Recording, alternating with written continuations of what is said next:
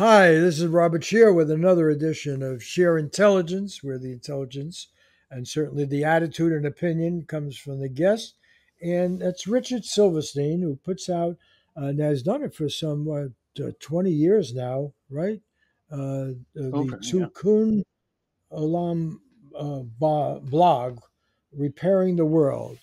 And the reason I really wanted to talk to you today after Netanyahu, it's now Wednesday, and Netanyahu spoke at the Congress and gave what I thought was really a chilling talk. It's being Netanyahu, but the response of the crowd, some Democrats boycotted it, but, this is the U.S. Congress, standing ovation, really caught my attention. I wondered what's going on here. And he particularly attacked people like you. And so let me give you a proper introduction. You're one of those Jews who've been led astray by Iran, I think was the argument, and you probably don't know it. But I just want to give a little back. You grew up in New York and you went to, what was it? Columbia Uh, University. no, but before that, you went to the Jewish Theological Seminary, right? Right, And right. you wanted to be a Hebrew professor, and you Yep, learned Hebrew, right? And then right. at Columbia University, you studied comparative literature and Hebrew literature, also at UCLA, and you actually spent time in Israel at the Hebrew University and so forth. And so you were on your way to being what? You called yourself at one point, quite recently, a liberal, a progressive, and then in parenthesis, critical Zionist. And so, if I can accept what Netanyahu said today, some kind of Iranian agents got a hold of you and played with your mind, and now what? Are you a traitor, a self hating Jew, or what? And you are one of the people who's been quite outspoken for years now from your base in Seattle, criticizing Israel and what has become of the Zionist project. How would you describe yourself? Well, I would say that I was a liberal Zionist starting when I was a teenager, and the 1967 war happened, and everybody, the American Jews, sort of rallied around the blue and white, the flag of Israel, and were worried that Israel would be destroyed. And gradually over time, um, I became what I'd call a Zionist who was mugged by the Israeli reality. If you remember that famous saying about becoming a neocon. And so Israel betrayed my values, the values I had as a liberal Zionist, that Israel could be both a Jewish state and a democratic state. And I came to understand over time that the way I would define Judaism and the way I would define a Jewish state that could be democratic were impossible, the way that Zionism has developed. And I think the genocide in Gaza has really sealed, put the nail in the coffin of Zionism, certainly for most Jews, I would say, outside of Israel.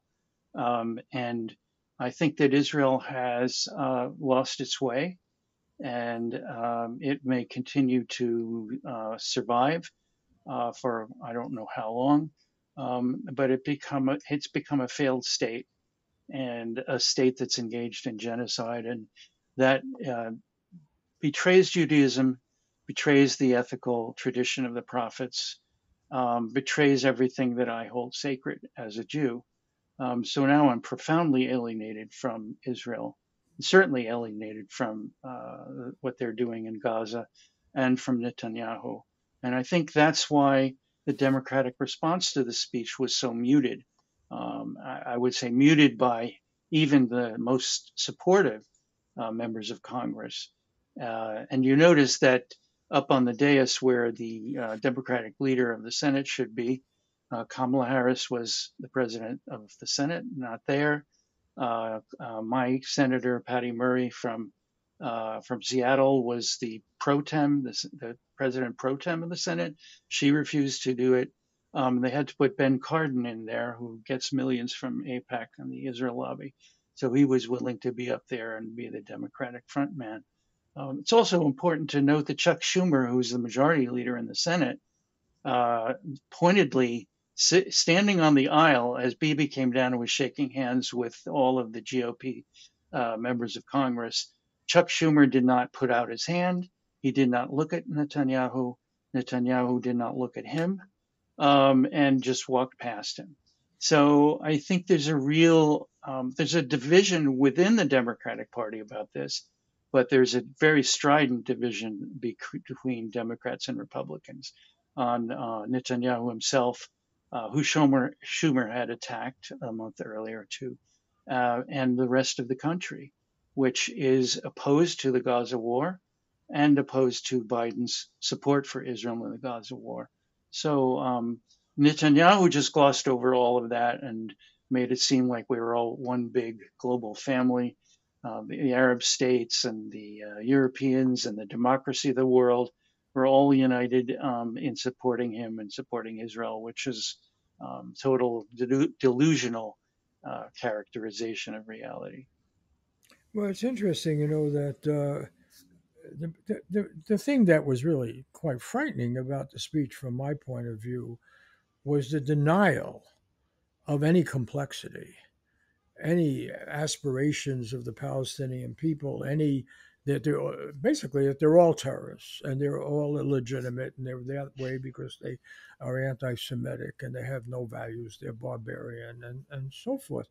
And I must say, because you mentioned the Six-Day War, and I was in Israel right after the Six-Day War. I was also had gone to Egypt. I covered it, and I had I don't know what I felt overall ideologically or anything, but I mean I was quite happy to arrive in Israel, and Tel Aviv particularly was a very exciting city, and most of the people that I interviewed, and that even include very famous people. I had some words with Moshe Dayan and Elon and other people. I did manage to get into the West Bank, into Gaza, and it was basically the heyday of labor Zionism. And they all either believed or talked themselves into a belief or a good game that I felt quite sympathetic. I was the editor of Ramparts magazine. They said they liked our magazine. They seemed to agree with our criticism of the Vietnam War. I did not. And I had been in Egypt. I didn't experience any great anti Semitism. Nasser was in power. I always identified myself as Jewish just because I didn't want to be accused of false pretense or something. And, and one thing that they seem to be, all the people I talked to, I stayed on the kibbutz, Barkai, I think was the name, and the people I interviewed and talked to all suggested that having people that you occupy could destroy Israel. Okay. I remember that very clearly. They would say, in one form or another, if you come back here in 10 years and we're still occupying these people and so forth, then this would not be an Israel I would want to live in. I heard that, I don't know, 30, 40 times. And, I did not really run into anybody who said the Bible gave us this land and we're going to keep it. And most of the people I talked to actually were proudly quite secular. And I think what's left out of the whole discussion, and of course, Netanyahu and the people cheering him widely ignored, was something that was also in the air at the time of the Six-Day War, which was in the United States, one person, one vote. After all, that's what the civil rights movement had been about. And the people that I talked to in the Labor Party who said, oh, you come back and we're still occupying, would mean that they wouldn't have a vote. So, this was really the issue. Did the requirement of a Jewish state require denying human rights? It was very early, very clear, because there was an argument: do non-Jews within Israel proper, as it was, have full rights? No, they weren't in the army. They couldn't do this. They couldn't do that. But still, that was a live issue. How do we extend that? And there was quite a bit of support among Israeli Arabs and others for some notion of the state. But once you occupy all these people, and everybody forgets, they did not wage war. They did not have an army. This is utter nonsense. And Israel made peace with the very people who had been occupying. Jordan was occupying the West Bank, Syria had the Golan Heights, Egypt had Gaza. They made peace with certainly with Jordan and Egypt, and so the Palestinians somehow became held responsible for the Six-Day War, which was a preemptive war. Question whether it should have happened at all, but nonetheless, that has somehow been lost. I want to go to you now for advice. How is it lost? How is the idea of one person, one vote? If you're going to occupy people, whether you're justified or not, you've occupied them. How do you go along with the idea that they cannot have basic agency? That is goes against the whole drift in the world, right? Well, I think You've been in the middle of this debate.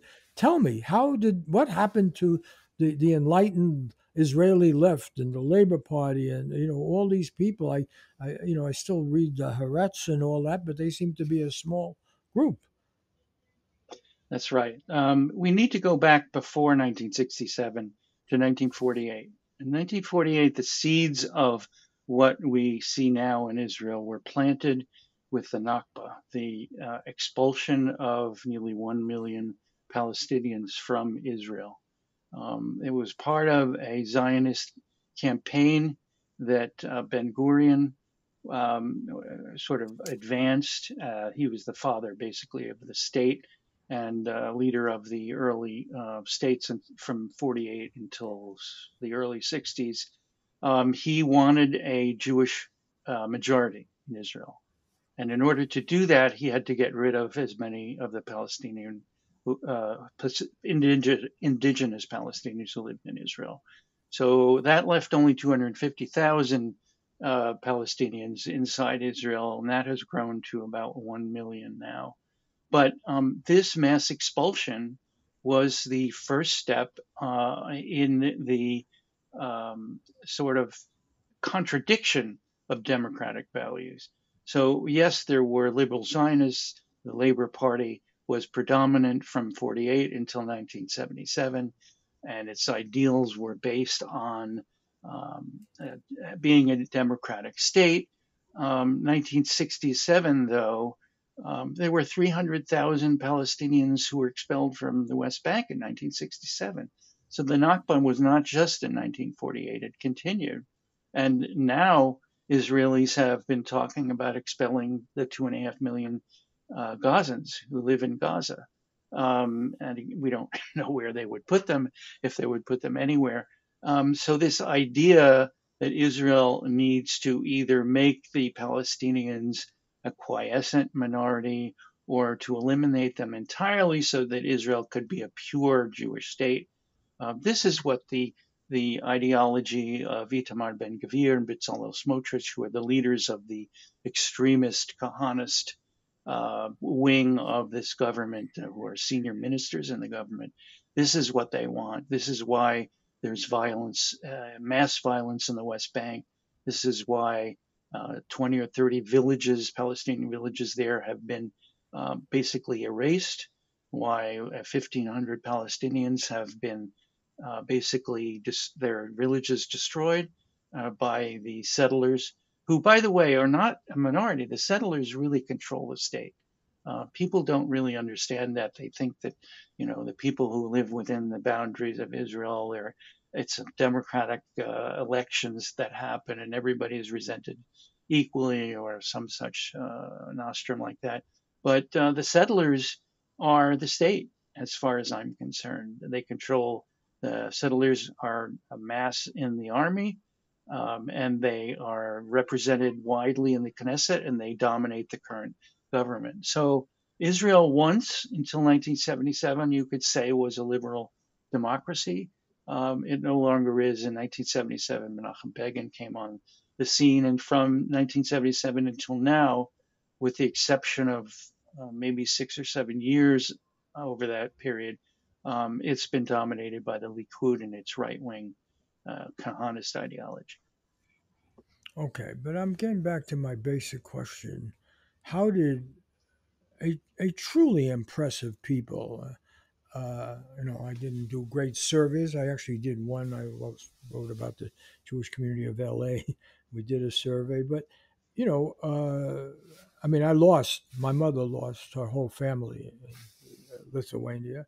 I happened to be born before the war, and my father was a German, non-Jewish, so I tried to visit how.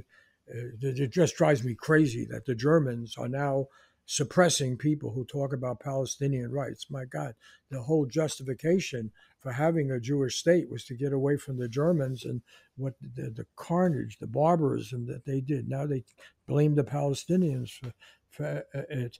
But the fact of the matter is, there was a great deal of idealism, universal values. The people who fought the Nazis and in the shtetls and the Warsaw Uprising and everything were basically one of the most enlightened consciousness that we've ever had, and that's why, in fact, a number of them spoke out against the possibility of the Zionist project. But I do want to mourn what is lost here, and that is that the Jewish people, because of their oppression, because of their travel, had a certain kind of universalist values and decency and respect for life.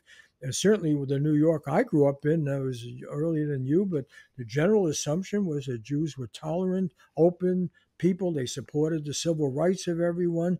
And I must say that mystique carried over into a perception of Israel, whether you plant the trees or raise money or so forth. And as I say, the Six-Day War, and there's a very good movie I'm sure you know on Shin Bet called The Gatekeepers, which actually tries to grasp what happened to the idealism of the Labor Party. I'm not one to just dismiss it. Yeah, they became quite hawkish and aggressive and so forth, but there was always a counter chorus of people. I mean, Diane, for instance, why did he learn Arabic? Why did he care about these other people claim? Because he said, no, we can't be so parochial and just for ourselves, I just, Peled others, even in the military. So I want you, because you really bring a lot of expertise to this. How did it go away? Is it just built into what we've called settler colonialism? Is it just built into the logic of it? Why not a Swiss type solution where Germans and Italians and French, I guess, can get along?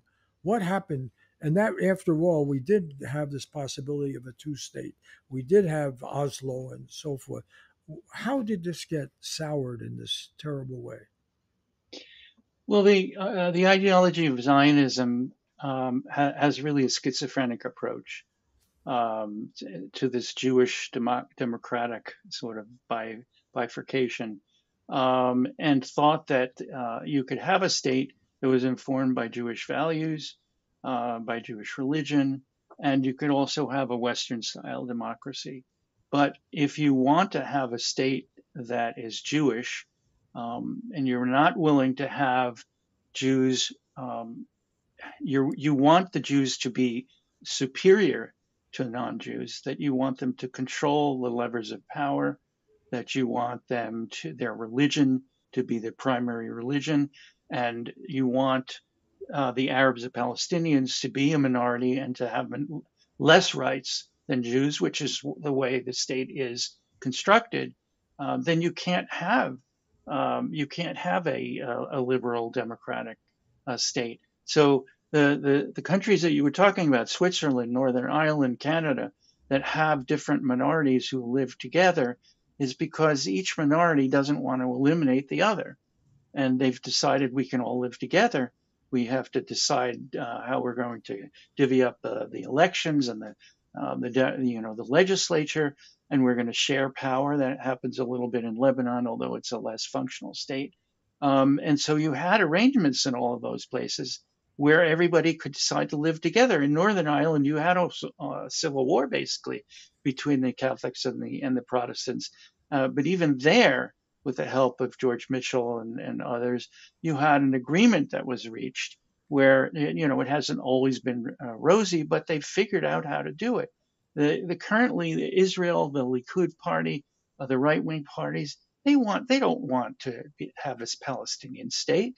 They want to have. I mean, Bibi, if you heard him talk in the speech, he talked about wanting to find Palestinians who don't hate Israel to rule Gaza, and that he wanted the good Palestinians who accept the Jewish state are the ones that he wants to deal with, and they basically don't exist in the form that he's talking about. So, Okay, but yeah, Bibi grew up what in Philadelphia and went to MIT and so right, forth. right, He is not a product of the Jewish diaspora world that I'm describing, where right. first of all, many people within that world rebelled against the religion. They found it oppressive of women. They found it weird, and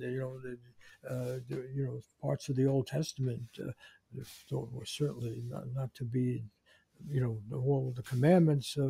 Some were good, but the rules of keeping kosher and so forth. So I don't know. You're a little younger than me, but I grew up in a Jewish New York, in which you rarely, I mean, yeah, we had, people studying the Talmud and so forth, but in the main, it was a secular phenomena. And it was a phenomena that I would say uh, created a really tolerant, open, questioning. I mean, it's shocking to me what has happened. It is shocking to me that Netanyahu is now a representative of the Jews. I just think, I mean, the people involved in the civil rights, well, even the people in the demonstration against Netanyahu, there was a significant number of people today in Washington who were Jewish. The Absolutely. CNN interviewed a woman rabbi, which in itself is a rebellion against a certain notion of the religion.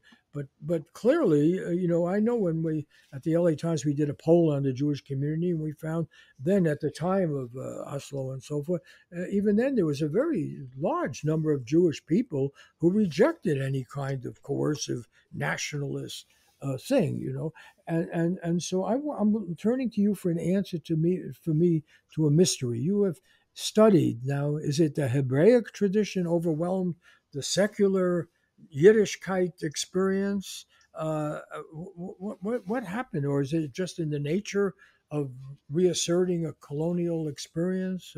But you studied this. I mean, right?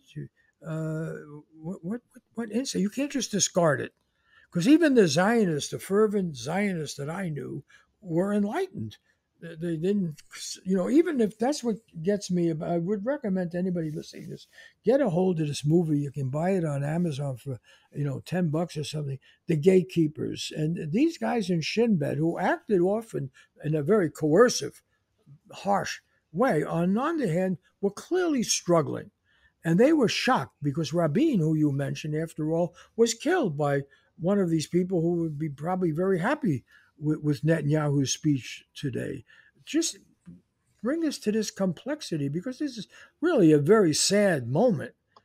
I mean, for my money, as a Jewish person, I mean, my God, this is like Netanyahu sounded like some, incredibly, he fed a notion of anti Semitism, the coercive, the overpowering. And the people I talked to, including in Israel at the time of the '60s, went out of their way, the Abba Evans and all these people, to say, no, we're not like that. Now, some people like Hannah Arendt and everything predicted you will be like that, or you've become like that. But why don't we grapple with that? And I want you to go into your academic brain, your Columbia. You got to go to a fancy school. I went to City College. What wisdom do you have about this? Because you've been on the receiving end. You're the person that Netanyahu is blasting today, right? Yeah, he talks about the Iranian useful idiots, the demonstrators, Oh, and pro-Palestinian he attacked the demonstrators. university presidents. Yeah, yeah, Oh, yeah, this was a McCarthyism of the broadest sweep. Anybody who would challenge do any fact checking of his narrative, they're evil and they're working. They're agents. They're enemy agents. That's where you get back into the old McCarthyism, right? And in right, fact, this was what was the Fed anti Semitism in Europe. The Jews were supposed to be communists, they were supposed to be agents of a foreign power, right? And this was what Hitler talked. They're not normal Germans, they're not normal Poles.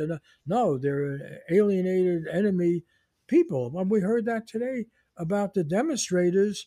and many of whom were Jewish, right? Right. Right. They would say it about you. I guess they say it about me, Yeah. right? So Yeah. what the hell is going on? Well, I think we need to talk about Mayor Kahana because I think he's a seminal figure here. Raised in Brooklyn in the Orthodox community there, which, by the way, the U.S. Orthodox community has fed many of the most extreme, most violent of the settlers. We had American Jews like Kahanas who assassinated Alex Oded down in Orange County in the 1980s and then went to Israel. And Israel has refused to extradite them back to the U.S. to face justice. So our community, maybe just the Orthodox, some of the Orthodox parts of it, has fed the current government, the current ideology. Kahana did not want Israel to be a democracy. He wanted it to be a halachic, Orthodox Jewish state that eliminated anyone who wasn't Jewish. Maybe would accept Palestinians who were willing to live under the kind of regime that he wanted to establish. And slowly but surely, over the years, even after he was assassinated in 1991, his ideology grew and it integrated into the settler movement, which started in 1970. But by the time he arrived and immigrated to Israel, by the way, escaping from a terrorism charge in the U.S.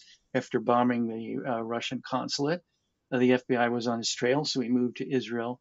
And he just brought that whole ideology over to Israel. And I hate to say it, but he and his followers sort of developed this incremental takeover of the state. And if I'm certain if Kahana had lived, he'd be the prime minister of Israel. And I know that's horrible to contemplate, probably for you, and it would be for me.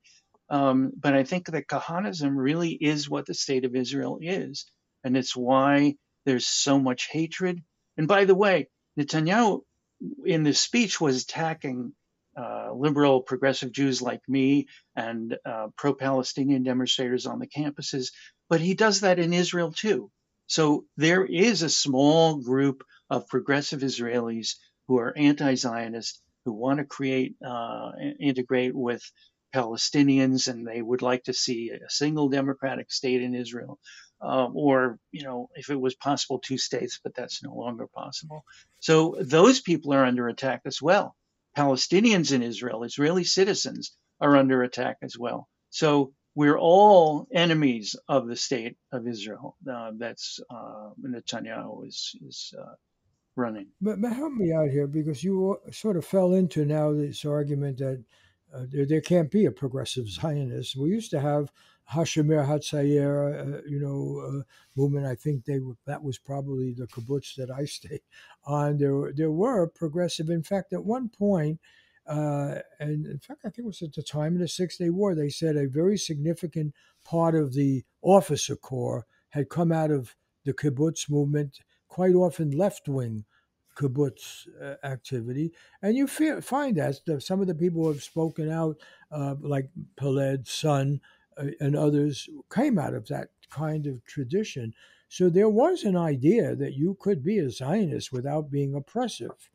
You must have believed that when you called yourself a progressive Zionist, and that's why one really wonders: is it the religion that fed the extremism?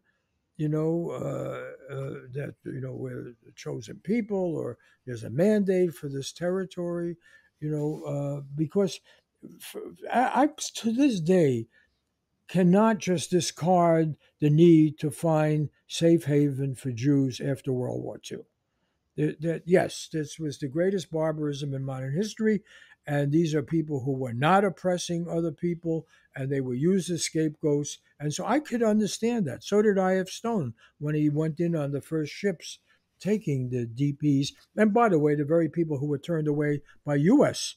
at the U.S. border. We don't want, because remember, when I was growing up in New York, maybe when you there, the early German Jews, they didn't really want the people from Poland and Lithuania and so forth. But I just wonder, uh, is this the beginning of Netanyahu today? You said, I know before we talked, just some of the greatest hits of Likud in this speech. But there was a vision of the Western civilized world, that used to be used against Jews. That was the basis of anti Semitism. You're not part of our Western Christian enlightened world, right? And now here is Netanyahu basically presenting a view of primarily a white Western world with the United States and Israel. This is almost like some fanatical anti-Semite trope that some crazy Hitler type would have invented, and we're going to build. We have this core civilization that, unfortunately, they have the strongest armies, and they are going to keep the rest of the world at bay. With some fringe alliances with, as you say, people who are well behaved. Is that what's going on? Were you scared by this speech? And when you saw all those Republicans jumping up, they have power. They can actually affect life here, right? They can order the arrest of people demonstrating right against that. This is not idle chatter, right? What were they cheering? They were cheering really the attack on American university presidents and professors, right? I Tell think the me, Republicans I think the Republicans see this natural alliance with Likudism and Kahanism, and they would like to bring that sort of ideology to rule the United States, and that's why Trump, I think, is so frightening, because he's a dumb version of Hitler, and he will bring a government if he wins the election, which it appears he might. He will advance the agenda that he had in his first term, and even more extreme. So we could have the Justice Department going. You remember the Palmer raids in the 1920s, where they deported Emma Goldman and other radicals from the U.S. And saw them as enemies of the state, and this kind of reign of terror happened. That's what Trump could augur for another term, and that's why I think they see Israel as a sort of ideological model. I don't think that the Republicans want to engage in genocide particularly, but I think they're happy with Jewish state sort of eliminating Palestinians. It's what that a lot of these radical Republicans would like to eliminate Democrats. And they want to turn Democrats into, what McCarthy did, as you mentioned. And you talked about the attempted to ally the United States with Israel. I note that one of the terms he used was, "We are in a fight of barbarism versus civilization." Barbarism is Arabs, Palestinians, Muslims, the other with a capital O. Civilization is us, the white Western civilization, Christian. They use this horrible term, Judeo-Christian tradition, and I think that Bibi's speech, because I've heard this kind of speech and these ideas for so long. I just was taking notes because I was all of the slogans that he was using. I wanted to write them down because they exemplify a certain attitude and approach that has existed for decades in Israel. It's an approach that deforms Judaism, and I think there really are two Judaisms here. I think there's a Judaism as the radical Kahanists see it in Israel, and the takeover of Israel by extremist, ultra Orthodox kind of tradition. And there's a liberal, tolerant Judaism that you and I are familiar with in New York and other major cities in the United States. And our Judaisms don't meet. They have nothing in common with each other. I think there are leaders of our community in the United States here, our Jewish community, who are still desperately clinging to some kind of bridge between the two. But I think that bridge has been blown up a long time ago, and I'm aghast at when I see them talk about the Jewish state that they want to see. Doesn't represent any form of Judaism that I recognize, and this is why I've become an anti-Zionist, because I don't want to be associated with an Israel that sees its religion as destroying the Palestinian existence in Israel. That kind of Judaism is horrific, and we've had a strain of this in Judaism for centuries, of kind of like a militant, intolerant, supremacist kind of white supremacist ideology in the Jewish tradition, but it was mostly sort of shunted to the side. I mean, in the beginning of the Zionist movement, Jabotinsky, who was the leader of the right wing of the Zionist movement, he was in the minority. Once Begin came to power, he was a follower, a disciple of Jabotinsky. Then that was when that kind of version of Zionism, the worst of the Jewish tradition, sort of came to the fore, and that's what we now are living with. Yeah, but I also, let's just to wrap it up. It hit me watching it today, Netanyahu's speech and all that. The real target is Kamala Harris, and I think, and what remains of a liberal claim or pretense or presence in the Democratic Party, and we saw that with casino owners and backing, and who are the people who back Trump? I mean, they claim to be Jewish, but they were coming out of one kind of Sheldon Adelman, all these people. But it seemed to me at the Selma March in March, the Jubilee, the famous Selma March, which really a lot of Jewish people participated in. A disproportionate number of the whites were Jewish, and the people who sacrificed, Goodman and Cheney, and well, not Cheney, but Schwerner and Goodman, and Cheney wasn't Jewish, the three civil rights heroes, and so forth. And she gave a speech at Selma, praising John Lewis and others, but she actually preceded her remarks about Selma with what was going on in Gaza. And I was very impressed with her remarks. Whether she'll hold to that, I don't know, because the pressure now, I don't know what she would have done if she were there today. Would she have jumped up, or would she have clapped? I mean, or it would have been, it might have cost some votes or something if she didn't. It would have been a big news story, right? She sat there behind Netanyahu, and what was she going to do? Because in her speech, he denied actually that there's been any sign, not forget about genocide, any victims of Jewish Israeli Yeah, firepower. Resent when people say yeah. Jewish. I'm Jewish. It's not my firepower, But the fact of the matter is, in her remarks at the Selma demonstration just a few months ago, very clear, very clear. This behavior is barbaric, is the destruction of and even on CNN, after watching it, their correspondent over in Israel said, "Wait a minute, this needs to be fact checked. There are these war crimes and so forth, and yet." It seems to me we might be seeing the opening chapter of Trump's attempt to keep power, because after all, this was mostly the Republicans, and they're going to be able to, if they just show that speech, they'll say, "Wait a minute, we went with Netanyahu. She's an agent of the Iranians or something, because she talked about the great suffering." So I love Divya. We have 2 minutes left, but let me ask you, because you're a guy who studied Hebrew, right? And Yeah. you certainly knew about scripture, and you certainly knew about the tradition, and so forth. What's your takeaway? Where does this leave Jewish people?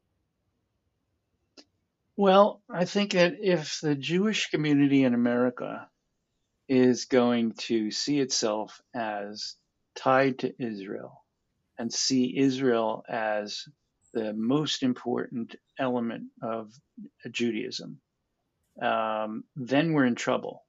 And I think we are in trouble as a community. I don't know whether, in 2 or 3 or 4 generations, what this community will be like, because it's really using Israel to replace the prophetic values that you and I have known since we were young kids. Since I went to Hebrew school, and then I went to the seminary, which you mentioned. So, but if our religion is going to be based on Israel, then we're lost, because Israel is lost as far as I'm concerned for Judaism. But if we can find some domestic Jewish tradition that is not reliant on Israel for its identity, then there is hope for us. And I don't know that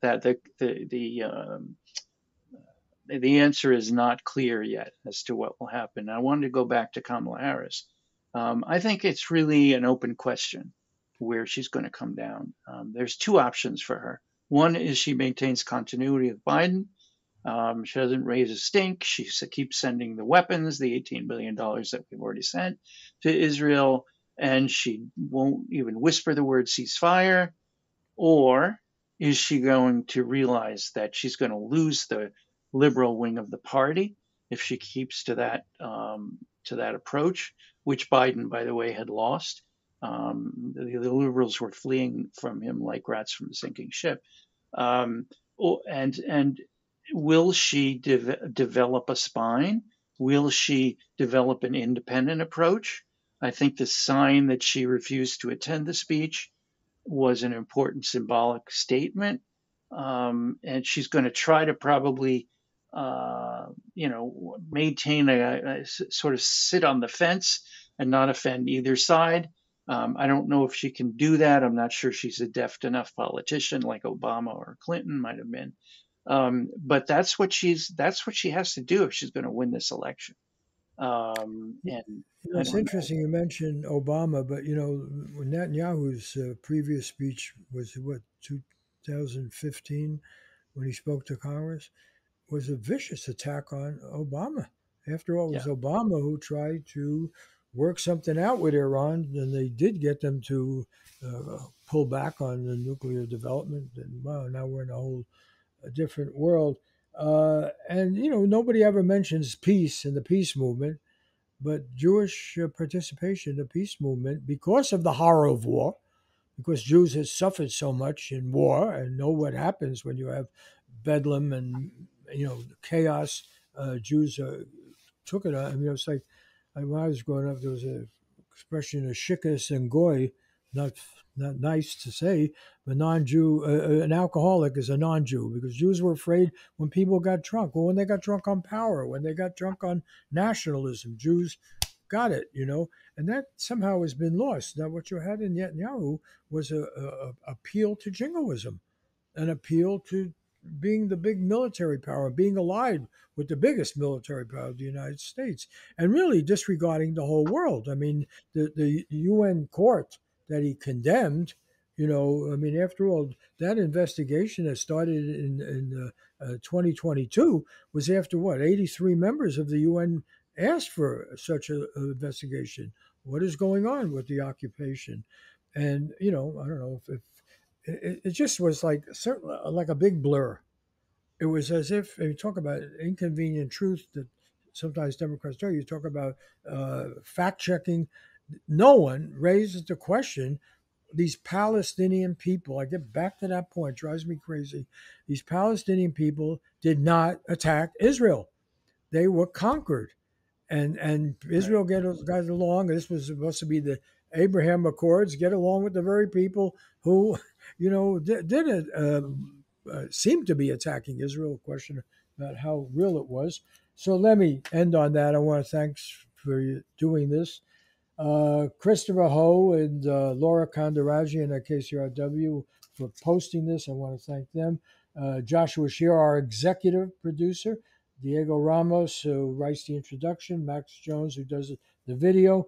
And I want to thank, this is my way to make a point here, the JKW Foundation, which gives us money in memory of Gene Stein, who comes from a very prominent Jewish family, Jules Stein, and the movie business and so forth, but was an early outspoken critic of what Israel was doing in the West Bank, and she had befriended Edward Said and so forth. So I want to thank the foundation in her memory for giving us some support for these shows. And another example is a very good attorney in Chicago, Len Goodman. He has founded the Integrity Media Project.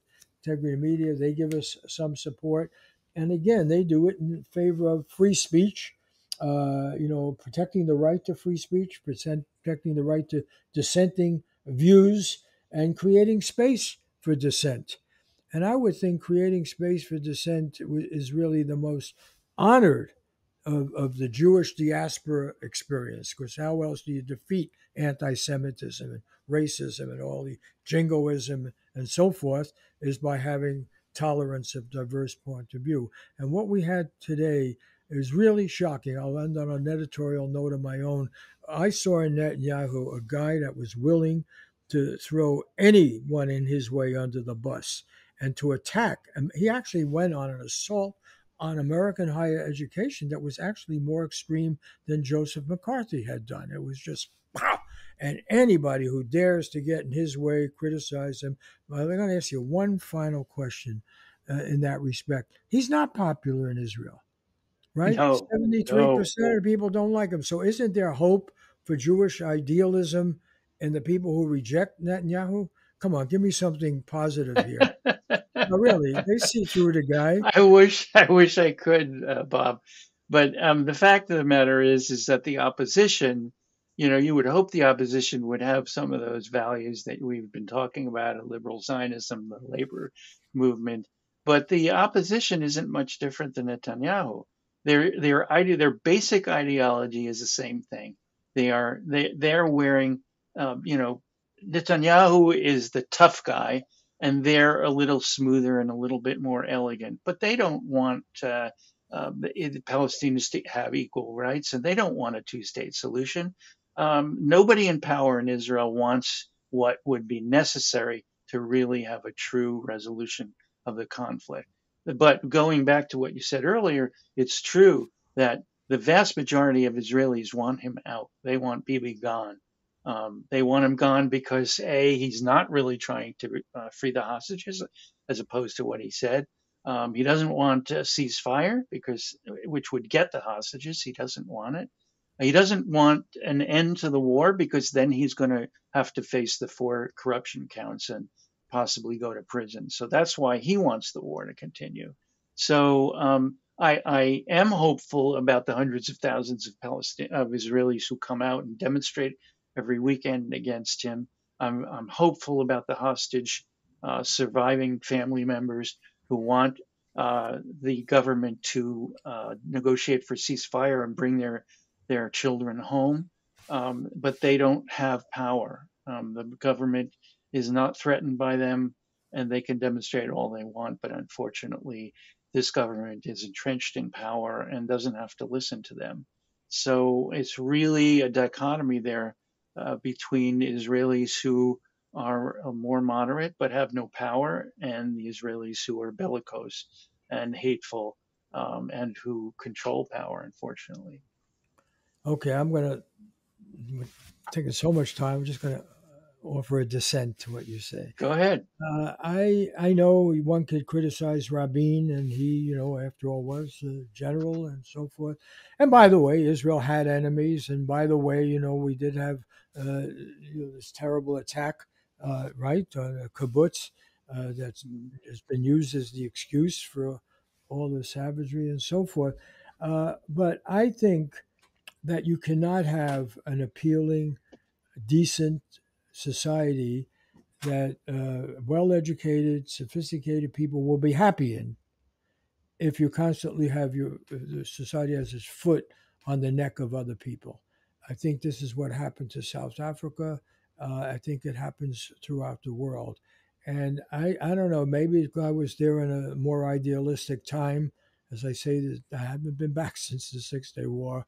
But I actually was in a state of shock, even everything I know listening to Bibi's. I actually met Bibi way back when, I don't know where, somewhere in He, some. he was the ambassador to the UN, I think, in Yeah, the yeah. 80s. And I interviewed him and talked to him and everything. I just was shocked.